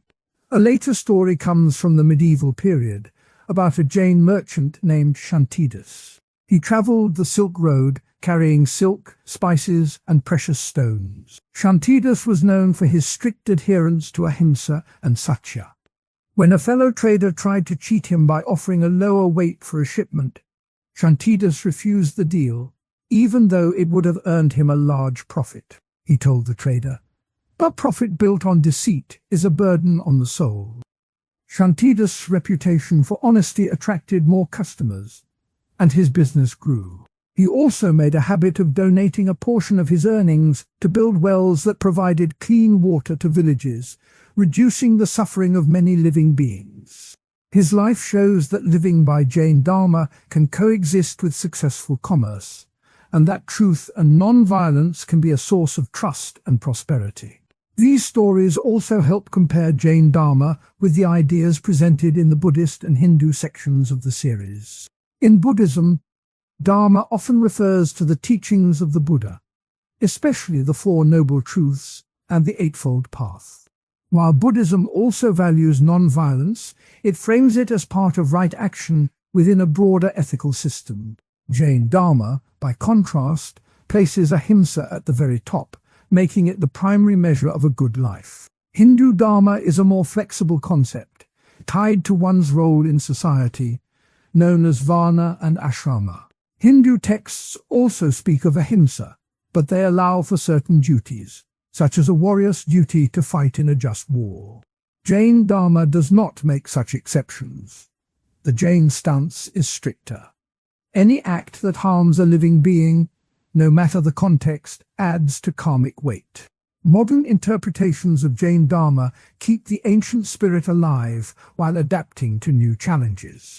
Environmental activists often cite Jain ahimsa when arguing for animal rights and climate action. Some scientists find a parallel between Jain ideas of karmic particles and modern concepts of cause and effect in ecosystems. In the digital age, the principle of non-violence extends to online behavior. Posting hateful comments or spreading false rumors can be seen as a form of mental violence. Jain teachers today encourage mindful speech, reminding people that words can harm just as easily as physical actions. One contemporary example is a school program that teaches children to sort waste into recycling bins. The program explains that by separating waste, students protect tiny insects that live in soil and water. The lesson connects a simple classroom activity to the larger Jain principle of ahimsa. Another example is a corporate ethics workshop that uses a Jain story about Shantidas to illustrate how honesty builds long-term trust. Participants discuss how telling the truth, even when it costs a shorter-term gain, can protect a company's reputation and the well-being of its employees. Analogies help make these ideas clear. Imagine a pond full of fish. If one drops a stone into the water, ripples spread outward, touching every fish. In Jain thought, each harmful act is like that stone, sending ripples of suffering through the world. By choosing non-violence, a person drops a feather instead, creating only a gentle touch. Similarly, truth can be imagined as a clear window. When the window is clean, light passes through without distortion, allowing the mind to see reality. When lies cloud the window, the light becomes dim, and the mind grows confused. Keeping the window clean, by speaking truth, lets the soul see the path to liberation. The Jain concept of Dharma also includes the idea of anekantavada, or many-sidedness. This principle says that truth can have many viewpoints, and no single perspective captures the whole. It encourages humility. A Jain might say, "My view is one piece of a larger puzzle." This attitude supports the practice of truthfulness, because it reminds a person to listen and consider others before speaking. It also supports non-violence, because understanding many sides reduces the urge to attack opposing views. Critics sometimes argue that anekantavada leads to indecision. If every view is partially true, how can a person act decisively? Jain scholars answer that the principle is not about refusing to choose, but about recognizing that any choice carries complexity. They compare it to a doctor who must choose a treatment, knowing that each option helps some symptoms while possibly causing others. The doctor still acts, guided by the best knowledge available. In the same way, a Jain acts with compassion, aware that the path is never perfect. The Jain emphasis on non-violence and truth also shapes rituals and daily habits. Many Jains wear a small cloth on their mouth, called a muhapati, to avoid inhaling insects. They also sweep the ground in front of them as they walk, a practice called samiti, to move any small creatures out of the way. These small acts reinforce the larger idea that every step matters. When a Jain recites the mantra Ahimsa Paramo Dharma, non-violence is the highest Dharma, the words become a reminder for the day's actions. In the larger picture of Indian philosophy, Jain Dharma offers a distinct voice. While Hindu Dharma ties duties to social roles, and Buddhist Dharma focuses on the middle way between self-indulgence and self-mortification, Jain Dharma insists that the highest duty is to avoid harm to any soul. This strict stance has attracted both admiration and criticism. Some see it as a noble ideal that pushes humanity toward greater compassion. Others view it as an unrealistic standard that cannot survive in a crowded world. Nevertheless, the impact of Jain Dharma can be seen in many places. In the city of Ahmedabad, a Jain community runs one of the largest vegetarian food banks in the country. The program provides meals without meat, dairy, or eggs, respecting the principle of ahimsa. In the state of Karnataka, a Jain school teaches children to plant trees and protect birds, linking environmental stewardship to Dharma. These projects show how ancient teachings can guide modern social work. The story of Jain Dharma continues to unfold. New scholars write about how the principle of non-violence can inform debates on artificial intelligence, arguing that machines should be designed to minimize harm to both humans and the environment. Others explore how truthfulness can shape journalism, urging reporters to verify facts before publishing, echoing the Jain vow of Satya. In closing, the Jain interpretation of Dharma offers a clear, if demanding, roadmap. It asks each person to look at every action, big or small, and ask, does this hurt any living being? Does this keep the truth? By answering honestly, a person can move closer to liberation, the ultimate release from the cycle of birth and death.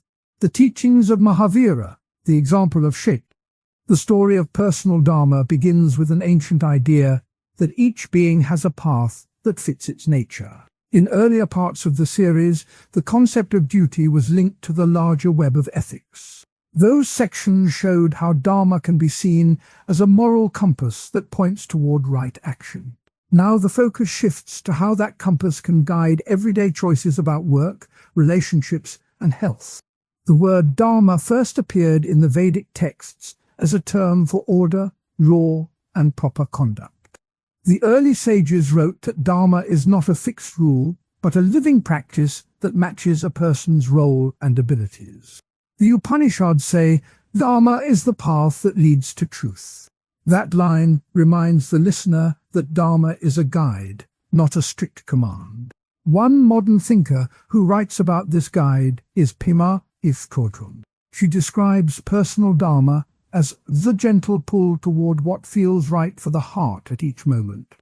Another voice is that of Thich Nhat Hanh, who calls personal Dharma the mindful way of serving the world while staying true to one's own breath. Both writers stress that the idea is not a lofty slogan, but a practical habit that can be felt in daily life. Consider the first simple scenario. A student named Arya has a big test in 2 days. She feels the urge to scroll through social media instead of opening her notes. If Arya looks at her own strengths, her love for puzzles and her goal to help her family, she can see that studying fits her personal Dharma. By choosing to review the material, she aligns her action with her inner purpose.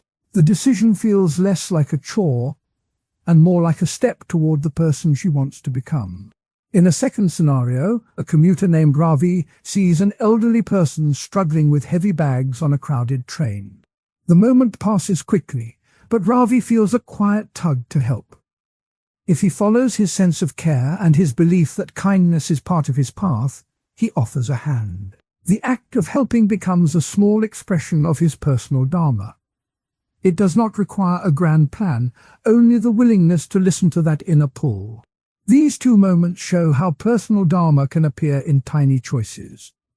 The idea is that each choice can be a chance to act in line with one's true nature. When the choice is made with awareness, the feeling of satisfaction grows. That feeling is what the ancient texts describe as the fruit of right action. A counter-argument appears when some critics say that personal Dharma is just a buzzword for self-help. They argue that the phrase has been stretched to fit any motivational talk, losing its depth.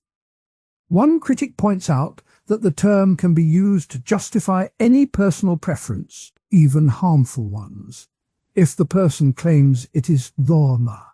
This view warns that the concept could become a way to avoid accountability. A second critique comes from a cultural scholar who notes that the word Dharma is deeply rooted in a specific religious and historical context. The scholar says that borrowing it for modern lifestyle advice risks stripping it of its spiritual weight. In this view, personal Dharma might become a marketing label rather than a genuine practice. Both critiques have merit, and the narrator invites the listener to keep them in mind. The goal is not to ignore the warnings, but to test the idea against real life. If the concept helps a person act with care, honesty, and balance, then it may still hold value despite the risk of being overused. A historical anecdote brings the idea back to a concrete time. In the 13th century, a master carpenter named Matteo worked in a small town in Castile. His guild taught that each craft has its own Dharma, its own way of serving the community. Matteo believed his Dharma was to build sturdy doors that would protect families for generations. He spent long nights carving wood, not for fame, but because the act of shaping the grain felt like a prayer. When a flood threatened the town, Matteo used his skill to repair bridges, saying, "My hands follow the shape that the wood and the need demand." His life shows how a medieval artisan could live his Dharma through his trade. A modern anecdote features climate activist Leila Patel, who frames her work as a Dharma. Leila grew up near a polluted river and saw the damage to her childhood home. She writes, "I see my work on climate justice as the path that my heart chose when the river whispered its pain." Leila organizes clean-up drives, lobbies for renewable energy, and teaches children about stewardship. She often quotes the Bhagavad Gita.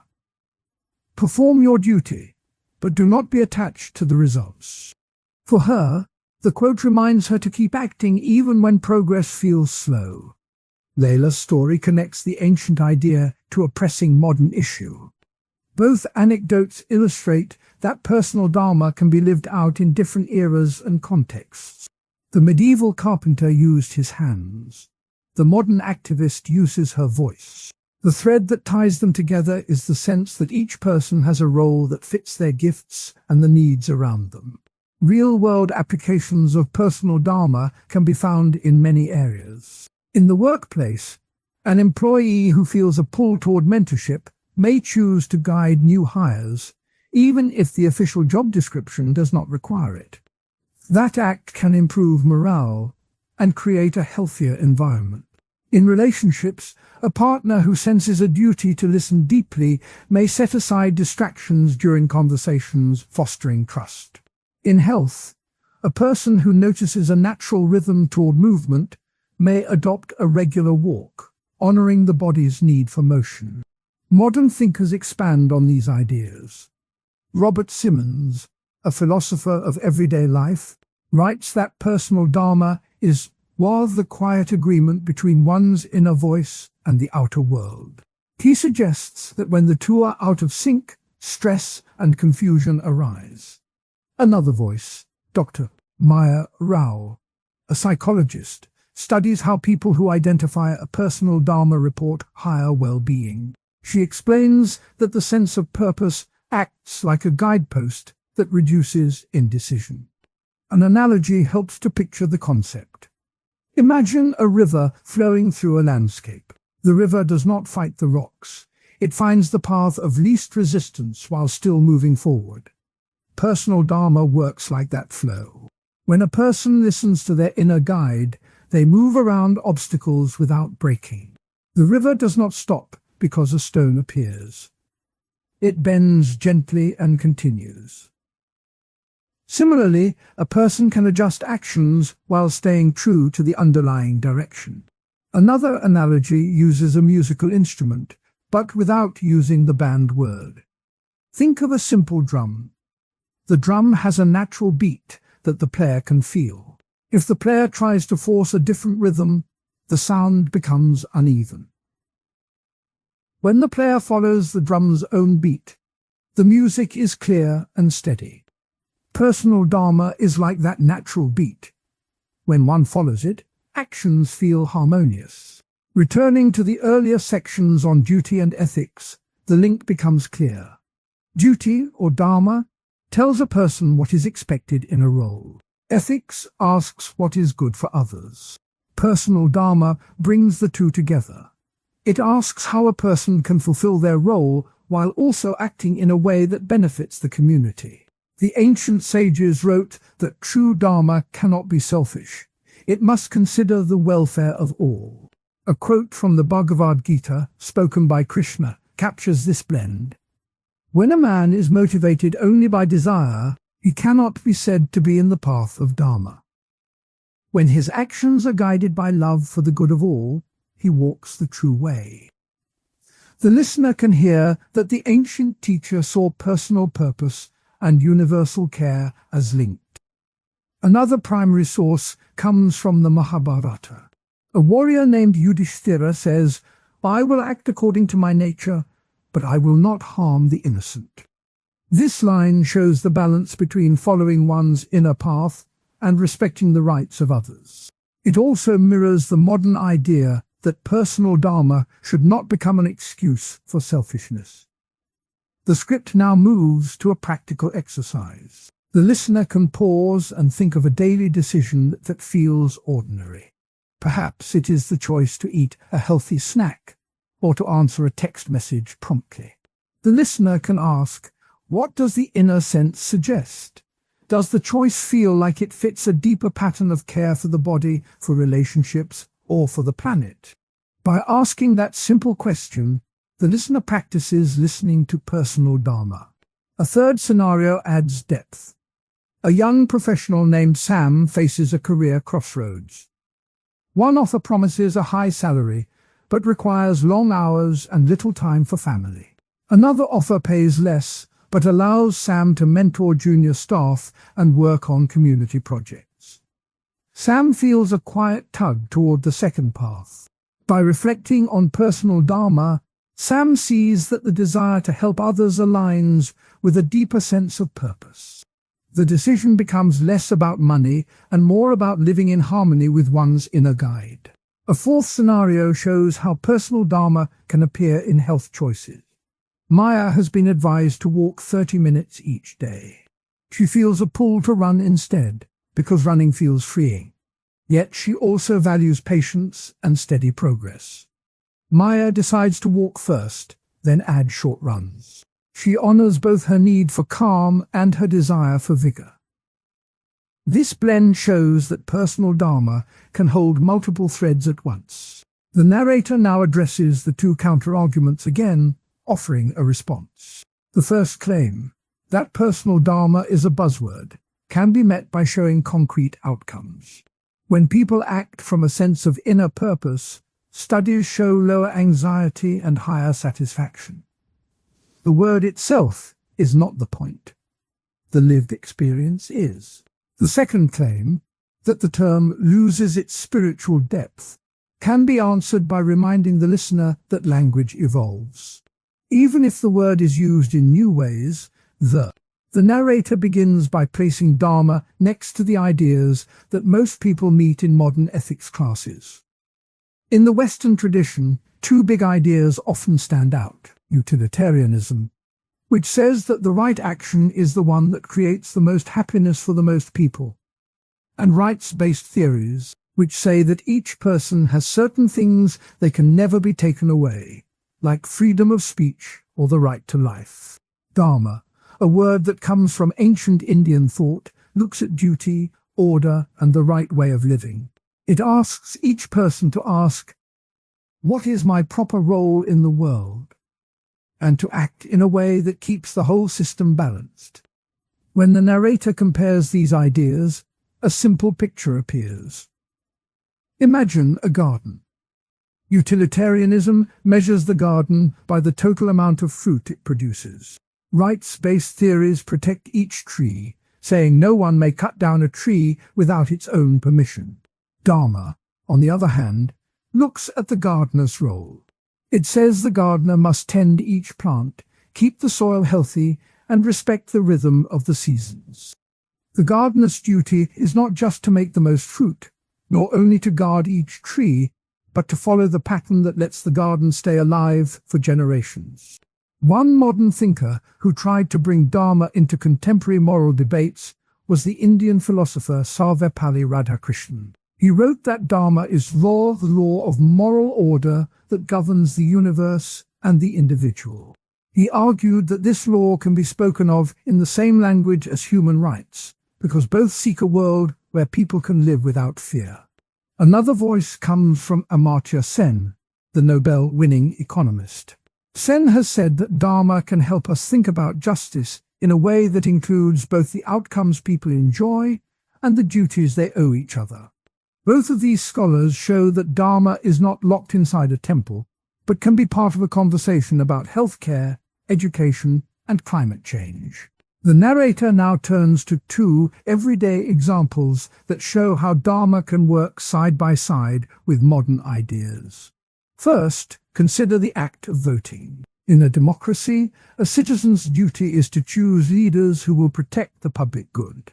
Utilitarianism would ask the voter to pick the candidate who promises the greatest overall happiness. A rights-based view would remind the voter that each person's vote is a protected expression of freedom. Dharma adds a third layer.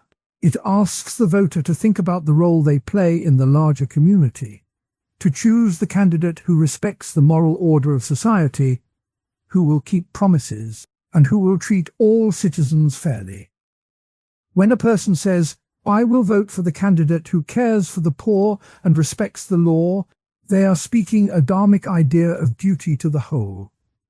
The second example looks at caring for the environment. A utilitarian might argue that protecting a forest is good because it provides clean air for many people. A rights-based thinker would say that future generations have a right to a livable planet. Dharma frames the issue as a duty to the earth that has been handed down through generations. It asks each person to ask, "What is my proper role in keeping the world balanced?"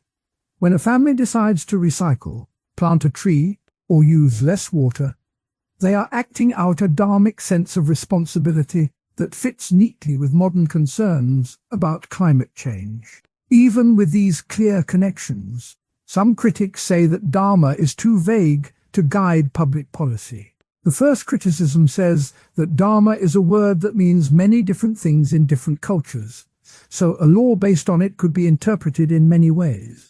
A policymaker who tries to write a rule that upholds Dharma might end up with a rule that is so open that anyone can claim it supports their own view. This makes it hard to enforce the law fairly. A second criticism says that Dharma focuses on personal duty rather than on clear rights that can be defended in a court. Rights-based theories give a person a concrete claim, like, "I have the right to free speech." Dharma, by contrast, often asks a person to look inward and ask what they ought to do. Critics argue that this inward focus does not give a strong enough foundation for legal protection, especially when powerful groups try to ignore the needs of the weak. The narrator brings two historical anecdotes that show how Dharma has been used to push for social change. In the mid-19th century, a reformer named Jyotirao Phule in Maharashtra used the idea of Dharma to argue for education for all castes. He wrote, "True Dharma is not the privilege of a few, but the duty to lift every child into the light of learning." Phule's pamphlets quoted the Bhagavad Gita, saying, "Do your duty without attachment," and he turned that line into a call for schools that would serve both Brahmins and untouchables. His work helped spark a movement that eventually led to the opening of many public schools in the region. A more recent story comes from a court case in 2021, when the Supreme Court of India heard a dispute over the protection of the Ganga River. Several environmental groups asked the court to stop a dam project that they said would harm the river's flow. In its judgment, the court quoted an ancient verse, "The river is the mother of all life, and to harm her is to break the Dharma of the world." The judges used that line to argue that the state has a duty, a dharmic responsibility, to protect natural resources for present and future generations.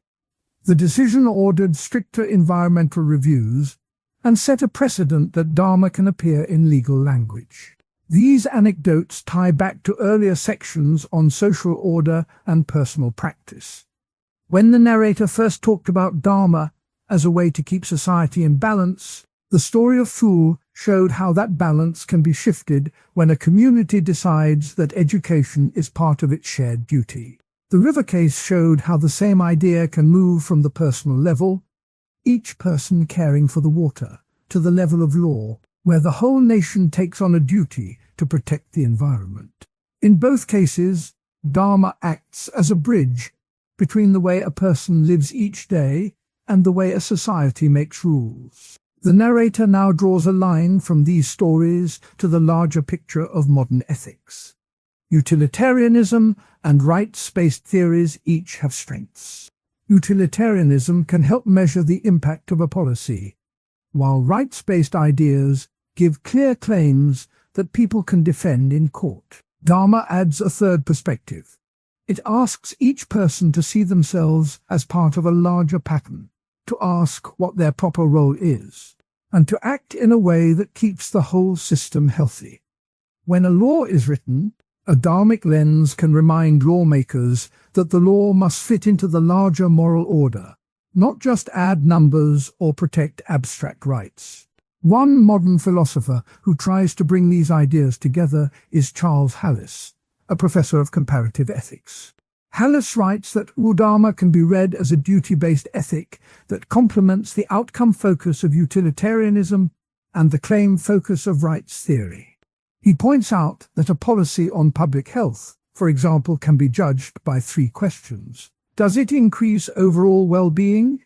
Does it respect each person's basic rights? And does it follow the duty that each citizen has to protect the health of the community? By using all three lenses, a policy can become more robust. Another scholar, the Buddhist ethicist Thich Nhat Hanh, has spoken about interbeing, a concept that resembles Dharma's sense of connected duty. He says, "When we understand that our actions ripple through the whole, we act with care." This view fits well with climate policy, where the duty to future generations is as important as the present benefits or rights. The narrator also notes that Dharma can help people make sense of moral dilemmas that do not fit neatly into numbers or rights. Imagine a doctor who must decide whether to use a scarce medicine on one patient with a high chance of recovery or on another who is older but has a strong family network. Utilitarianism would push for the greatest chance of success. Rights-based theory would look at who has a legal claim, but Dharma would ask the doctor to consider the duty to each patient, the duty to the community, and the duty to act with compassion. The decision becomes a balance of many duties, not a single calculation. In practice, many people already use a dharmic approach without naming it.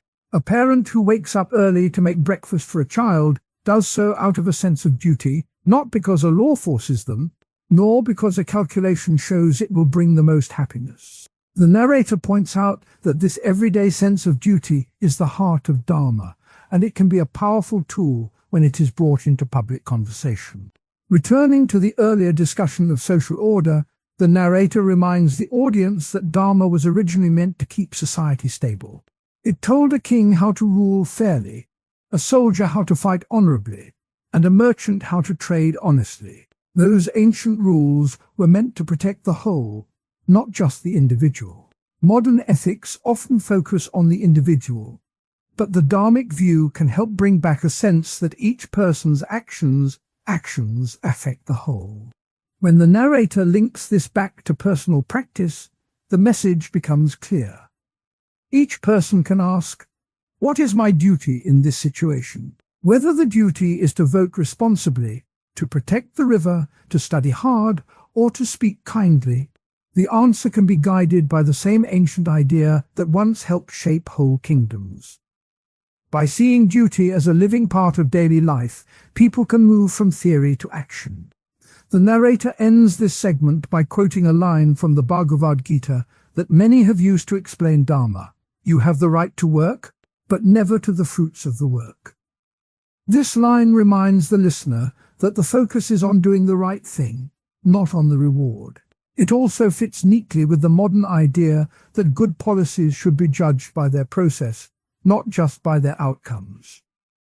By keeping the focus on duty, the narrator suggests, society can blend the strengths of utilitarianism, rights-based theory, and Dharma into a richer, more balanced moral framework. The narrator can begin by noting that the idea of Dharma has never been a single, unchanging rule. Over the last few decades, many thinkers have asked whether old ideas about duty, order, and proper conduct still fit a world that values equality, freedom, and pluralism. One of the most vocal critics comes from a feminist angle. Arundhati Roy, the novelist and activist, has written that word Dharma is often used to lock women into a set of duties that keep them quiet and obedient. She points out that in many Indian workplaces, women are still expected to juggle a full day of professional work and then return home to manage all household chores. A young woman named Maya, working as a software engineer in Bangalore, found herself repeatedly asked by senior managers to stay late, while at the same time her family expected her to cook dinner and look after her aging parents. Maya began to question whether the Dharma of a good wife was being used as an excuse to deny her the same career advancement that her male colleagues enjoyed. From a post-colonial perspective, scholars such as Dipesh Chakrabarty argue that the concept of Dharma was reshaped during British rule to serve a colonial agenda. The British catalogued Indian customs, labeling some as backward and others as civilized, and in the process they froze a fluid tradition into a rigid set of rules. This historical move made it easier for colonial powers to claim they were bringing progress while actually keeping control over social life. Secular critics, like the Indian rationalist Narendra Nayak, ask whether any ancient text can dictate modern law. He writes that when a legal system is built on the idea of cosmic order, it risks ignoring the rights of individuals who do not fit the traditional mold. Nayak points to the case of a same-sex couple in Delhi who were denied legal recognition because the law still referred to the Dharma of marriage between a man and a woman.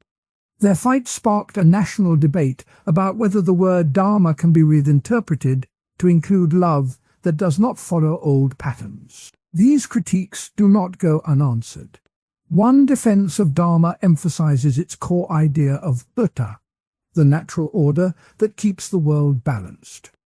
Proponents argue that Dharma is not a static list of duties, but a living principle that can shift as society changes. For example, the modern Indian government's push for women's Dharma in the form of safety and empowerment programs is presented as an evolution of the old duty to protect the family, now extended to protect women's rights. A second counter-argument comes from scholars who read the ancient texts as offering a method for personal growth rather than a social command. They quote the Bhagavad Gita, where Krishna tells Arjuna, "You have the right to work, but never to the fruits of your work." This line is used to argue that Dharma encourages people to act responsibly without demanding that they stay locked into any particular social role. In this view, a woman who chooses a career in science is still following Dharma because she is acting in line with her inner purpose, not because she is forced to stay at home. Historical anecdotes help to illustrate how Dharma has been reread before. In the mid-19th century, the Brahmo Samaj movement led by Raja Ram Mohan Roy challenged the traditional caste-based interpretation of Dharma. Roy argued that true Dharma was about moral conduct and the worship of one God, not about birth-based hierarchy. He wrote, "Your Dharma must be a light that shines on all, not a wall that separates." His call for a more universal, ethical Dharma helped spark legal reforms that eventually abolished untouchability in many Indian states. A later example comes from the 20th century poet Subramania Bharati, who used his verses to reshape Dharma's meaning for a new generation. In a famous poem, he declared, "Let the duty of a man be to love, not to dominate." Bharati's work inspired many young Indians to see Dharma as a call to fight for freedom and justice, rather than a justification for oppression. His poetry was read aloud in tea shops and schoolyards, encouraging people to imagine a Dharma that embraced equality. Returning to the earlier discussion of caste, gender, and personal freedom, it becomes clear that the same word can hold very different meanings for different people. When a corporate manager in Mumbai tells a female employee that work is her dharma to be supportive, not ambitious, the phrase is being used to limit her. Yet when a teacher in a rural village tells her students that each of you has a dharma to learn and share knowledge, the same word lifts them up. Two everyday examples show how the debate plays out today.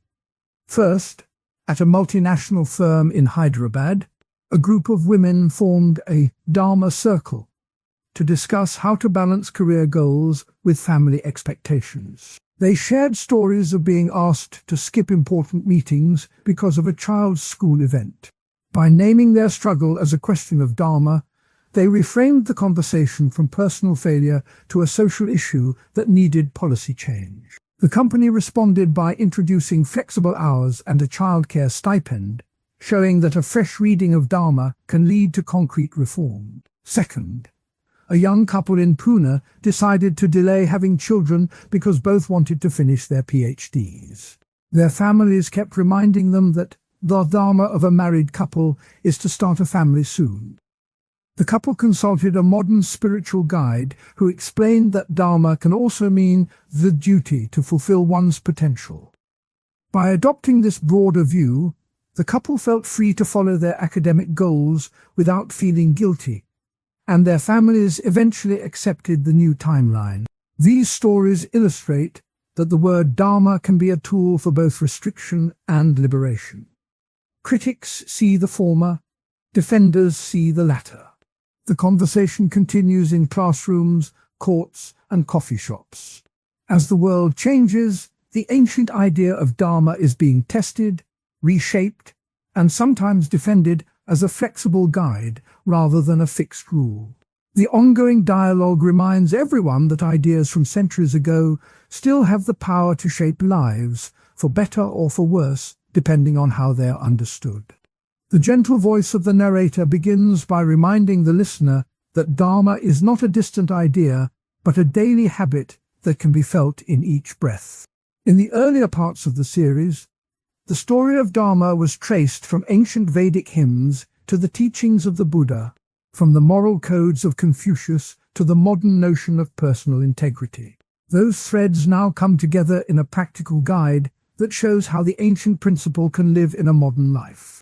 The goal is to give clear steps that anyone can try, without turning the practice into a rigid ritual. A simple way to start is to set a daily intention. The practice begins when a person wakes, sits on the edge of the bed, and takes 3 slow breaths. Then a short sentence is spoken, such as, "Today I will act with kindness toward every being I meet." This sentence is the seed of Dharma for the day. It is not a vow that must be kept at all costs, but a reminder that each choice can reflect a larger purpose. The intention can be written on a sticky note and placed on the bathroom mirror, or simply whispered to the quiet morning. The act of setting an intention aligns the mind with a path of right action, which is the core of Dharma. The next step is a brief meditation that ties the intention to the breath. The guide offered by Thich Nhat Hanh, a modern Zen teacher, suggests a 3-minute practice. First, focus on the breath as it moves in and out. Second, repeat the intention silently with each inhalation. "Why breathe in kindness?" Third, with each exhalation say, "Why release selfishness?" This practice is easy to fit into a busy schedule. It can be done while waiting for a bus, before a meeting, or during a short break at work.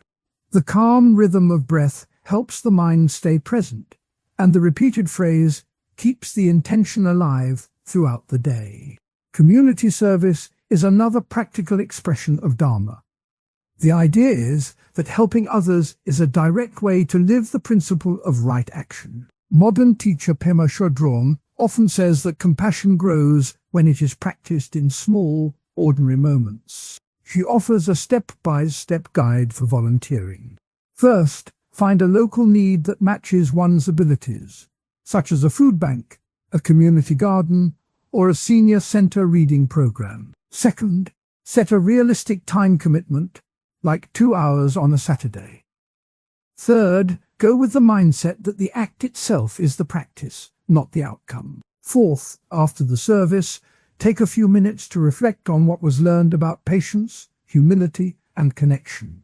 This reflection turns the act into a living lesson of Dharma. A concrete example of this practice can be found in the story of Maya, a college student who decided to spend 1 hour each week at a neighborhood soup kitchen. She began each shift by silently repeating her morning intention. Over time, she noticed that the simple act of listening to a patron's story became a moment of deep connection. She reported that the feeling of being useful was less important than the feeling of being present. This shift mirrors the teaching of the Bhagavad Gita, where Krishna tells Arjuna, "You have the right to act, but never to the fruits of your action." The quote reminds the listener that Dharma is about the quality of the action, not the reward. Another relatable example comes from a man named Luis, who works in a busy office. Luis decided to practice mindful decision-making at lunch. Before choosing what to eat, he paused, took a breath, and asked himself whether the choice would support his health, his budget, and his respect for the environment. He chose a simple salad made with locally grown vegetables. By treating the meal as a small decision that reflects his values, Luis turned a routine moment into a practice of Dharma. He later shared that the habit helped him stay calm during a stressful project, because the habit reminded him that each choice carries a chance to act in line with his deeper purpose. Modern teachers also provide digital resources that help people keep Dharma alive. Sadhguru, a contemporary Indian mystic, has created a series of short videos titled Dharma in Daily Life. In one episode, he outlines a 5-step routine: wake with gratitude, set a purpose for the day, perform a brief breathing exercise. 4. Engage in a single act of service. 5. Review the day before sleep. The videos are designed for a phone screen, making the steps easy to follow. The narrator notes that the simplicity of the routine mirrors the ancient idea that Dharma is not a grand ceremony, but a series of small, honest actions. The guide also includes a practice of mindful listening. The teacher Jack Cornfield suggests that during any conversation, the listener should focus fully on the speaker, avoid planning a reply, and simply be present. He calls this the practice of open heart. When a person listens without judgment, They honor the other's dignity, which is a direct expression of Dharma. The practice can be tried in a family dinner, in a classroom, or in a quick chat with a neighbor. By turning listening into a conscious act, the listener brings Dharma into the ordinary flow of life. While these practices are helpful, there are voices that warn against turning Dharma into a hollow ritual. One counterargument comes from the philosopher Charles Taylor, who argued that when a moral code becomes a set of external habits, it can lose its inner meaning. He warned that people might follow a checklist of actions without feeling the underlying compassion. This criticism reminds the listener that the heart of Dharma must stay alive, not become a series of boxes to tick.